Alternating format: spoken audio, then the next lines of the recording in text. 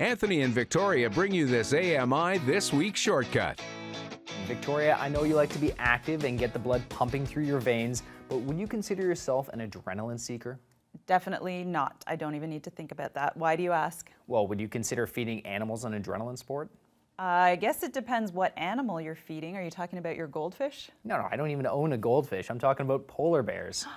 You got to feed a polar bear? I sure did, and it was so much fun interacting with those massive and beautiful creatures. I also learned a lot about them too. Let's head to the Toronto Zoo for our latest installment of Animal Class. Welcome to Animal Class. So we're here at the Toronto Zoo. I'm here with zookeeper Amy, and we're at the polar bear enclosure, meeting a couple of the polar bears they have here. So who exactly are we meeting today, Amy? We have our two youngest polar bears, Hudson and Humphrey. Hudson's the bigger one and older. He's 6 years old, weighing in about 1,100 pounds. Humphrey is 4 years old. He's Hudson's little brother, and he's about 800 or 900 pounds now. I think the first most important question is, why is their fur white?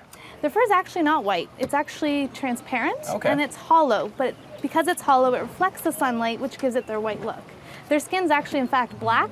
You can't really see it because of these hollow hairs reflecting the light, but the black hair helps absorb heat from the sun, similar to wearing a dark t-shirt on a warm summer day. So it helps them in the tundra. That's really neat.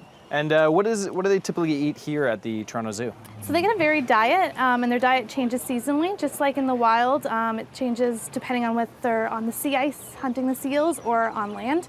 So right now I have some fish for them, but they'll also get some meat and some produce. So they'll get lots of lettuce, carrots, apples, pears, those kind of things. They were standing up a moment ago. How tall can they get? They're about 8 feet, I think. 8 when we feet, measured wow. him last. Polar bears are the world's largest land predator. Really? So they're quite large. Nice. So typically in their natural habitat, where in the world would you find them, and what would they eat there? Well, 60% of them do live in Canada. They are found in Ontario, as well as most are in Churchill, Manitoba, and there are some in northern parts of Quebec as well. And then you got some in the States, like Alaska type area.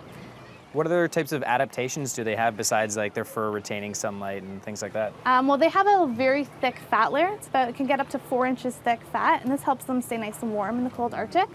Also, a lot of their body parts are really close to their bodies. So they got really small ears and a really small tail, and that kind of keeps their appendages and stuff close to their body to retain heat. And polar bears have a great sense of smell, do they not? They actually have an excellent sense of smell. It's one of their strongest senses. They can actually smell better than they can see. They can smell seals right under the sea ice. That's how strong their Really? smell is. Sometimes we like to sneak up on the bears and see what they're doing and try to blend in with the general public, but they smell us, and they can smell us before they see us, so it makes it a hard thing for us to do. They know when Amy's sneaking up and Oh, that there yes. might be fish on the horizon. Exactly. They'll be sleeping over there, and you just see the nose twitching around and moving around, and then they're up and looking for us. And right now they're quite playful, splashing around in the water. What are their personalities like? They are very playful. These two, they're both young, playful.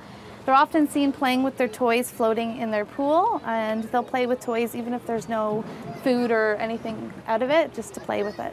And polar bears are listed as vulnerable. What's threatening their way of life? So the biggest threat to polar bears is global warming. So because of the increased global temperature, it's causing the sea ice to form a lot later and melt a lot earlier. And this is lowering the window of opportunity for them to go and hunt those nice fatty seals that they need to build that thick fat layer to keep them warm in the Arctic.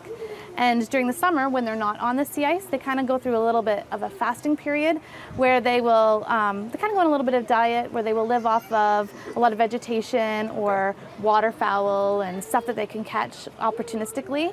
So if that window of opportunity for them to go on the ice is shortened, that means that their hunting time is also being shortened. So they're kind of getting it from both ends. Polar bears aren't very successful hunters. Only 2% of every hunt is actually successful. So if they have less time to hunt, then they're going to have even less of a chance to catch those seals that they really need. Wow, yeah, makes sense. We don't have any seals here, but can we toss them a fish? No, yeah, we have some fish. So if you want, you can toss one to Humphrey.